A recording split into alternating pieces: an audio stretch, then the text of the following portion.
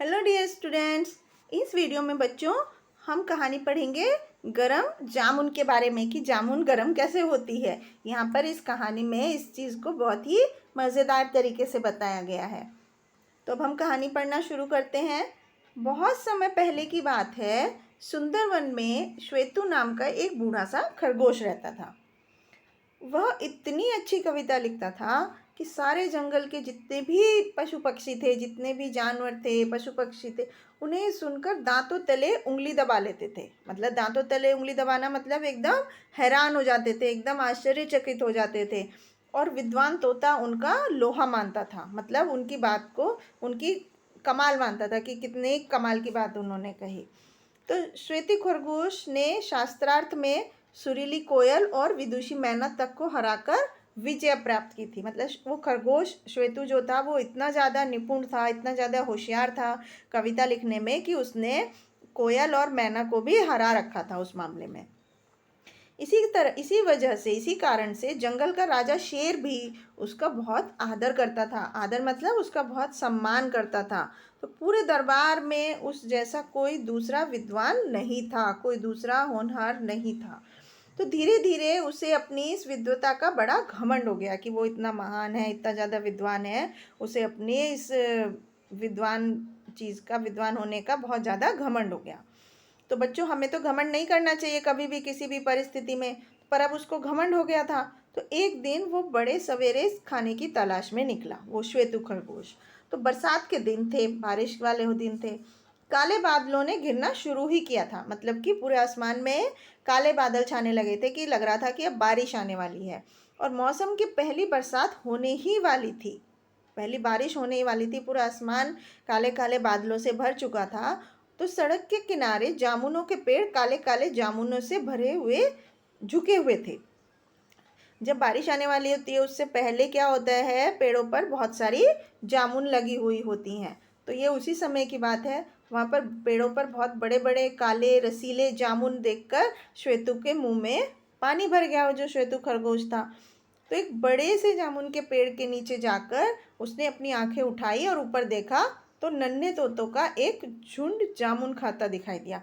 मतलब जब उसने पेड़ की तरफ मुंह उठाकर देखा तो उसने देखा कि वहाँ पर बहुत सारे तोते हैं, जो छोटे छोटे तोतों का झुंड है जो कि जामुन खा रहा है। तो बूढ़े खरगोश ने नीचे से आवाज़ लगाई कि प्यारे नातियों, मेरे लिए भी थोड़े से जामुन गिरा दो।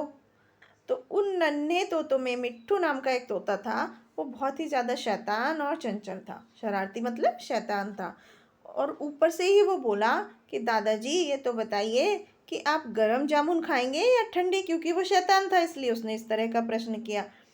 तो श्वेतु बेचारा बूढ़ा श्वेतु खरगोश हैरान होकर बोला, एकदम अचंभित हो गया। बोला, भला जामुन भी कहीं गर्म होते हैं? चलो मुझसे मजाक मत करो और मुझे थोड़े से जामुन तोड़ दो। तो मिट्ठू तोता बोला, अरे दादाजी, आप ठहरे इतने बड़े विद्वान, ये भी नहीं जानते कि जामुन गर्म भी होते हैं और ठंडे भी होते हैं? तो फिर वो बोला कि पहले आप बताइए कि आपको कैसे जामुन चाहिए, गर्म या ठंडे? तो भला इसे जाने बिना मैं आपको कैसे जामुन दूंगा कि आपको कैसे जामुन चाहिए?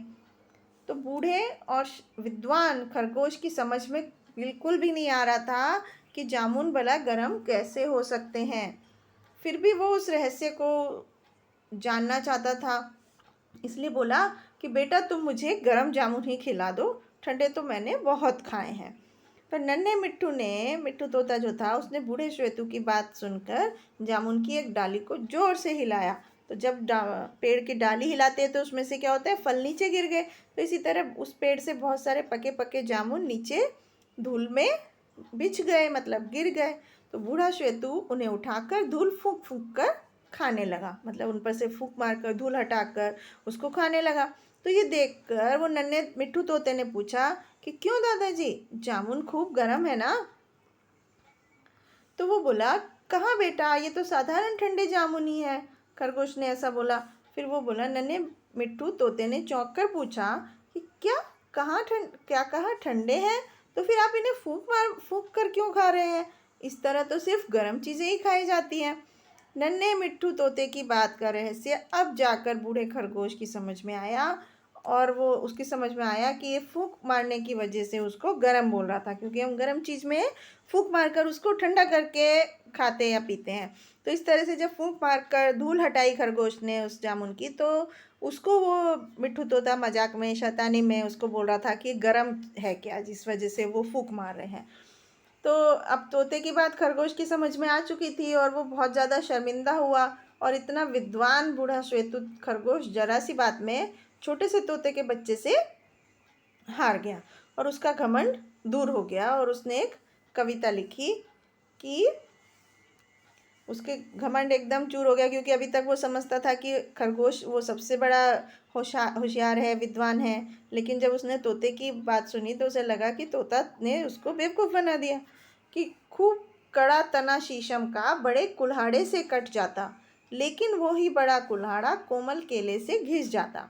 इस पंक्तियों से क्या मतलब है? इन लाइन का मतलब है कि शीशम के पेड़ का जो तना होता है वो कितना ज़्यादा कैड़ा होता है, हार्ड होता है, और जब वो बड़े बड़े कुल्हाड़ियों से कट जाता है। लेकिन केले के पेड़ का जो तना होता है वो सॉफ्ट होता है, तो वो बड़े कुल्हाड़े से नहीं कटता है। इसलिए ये बात सच है कि कभी कभी छोटे भी ऐसी बड़ी बात कर जाते हैं कि बहुत बड़े बड़े विद्वान गुणी भी अपना सिर ढूंढने लगते हैं, मतलब उनसे हार जाते हैं। तो बच्चों, इस कहानी में आपको क्या शिक्षा मिली कि हमें कभी भी अपनी किसी बात के लिए घमंड नहीं करना चाहिए, अभिमान नहीं करना चाहिए, और कभी भी दूसरों को, किसी को छोटा नहीं समझना चाहिए। तो ये थी इस कहानी की सीख। तो अब आप यहाँ पर हमने जो शब्द पढ़े, दांतों तले उंगली दबाना, उसका मतलब है हैरान होना। लोहा मानना मतलब दूसरे की श्रेष्ठता को स्वीकार करना, मतलब दूसरे में जो क्वालिटी है उसको सबसे अच्छा समझना। शास्त्रार्थ मतलब होता है धर्म पर बातचीत करना। घमंड मतलब अहंकार। शर्मिंदा मतलब लज्जित होना। विद्वान मतलब ज्ञानवान, जो बहुत ज़्यादा गुणी होता है, जिसे बहुत ज़्यादा ज्ञान होता है। और रहस्य मतलब भेद, सीक्रेट्स। तो इस तरह से बच्चों आपने देखा कि यहाँ पर हमने एक प्यारी सी कहानी पढ़ी। तो अब हम यहाँ पर एक ये प्रश्न उत्तर करते हैं। यहाँ पर ये है सही विकल्प चुनने का प्रश्न, जिसमें लिखा गया है कि बूढ़ा खरगोश लिखता था। क्या लिखता था बूढ़ा खरगोश? कविता लिखता था। इसके बाद खरगोश को घमंड हो गया था। किस बात का घमंड हो गया था खरगोश को? अपनी विद्वता पर घमंड हो गया था, अपने विद्वान होने पर घमंड हो गया था। और मिट्ठू कौन था? मिट्ठू बहुत ज़्यादा शरारती और चंचल था। अब हमें बच्चों यहाँ पर कुछ राइट रॉन्ग के आंसर देने हैं। श्वेतु खरगोश को घमंड हो गया था, यस यस, तो इसलिए हम यहाँ राइट का निशान लगाएंगे। शास्त्रार्थ में सुरीली कोयल की विजय हुई थी? नहीं। किसकी विजय हुई थी? खरगोश की विजय हुई थी। जामुन दो प्रकार की होती है, ये बात तो गलत है, जामुन तो एक ही तरह की होती है। बूढ़ा श्वेतु मिट्ठू की बात सुनकर शर्मिंदा हुआ था, यस। तो इस तरह से हमने इन सही ऑप्शन को चुन लिया। तो ये थे बच्चों इस कहानी के कुछ एक्सरसाइज। आई होप आपको समझ में आई होगी। Thank you.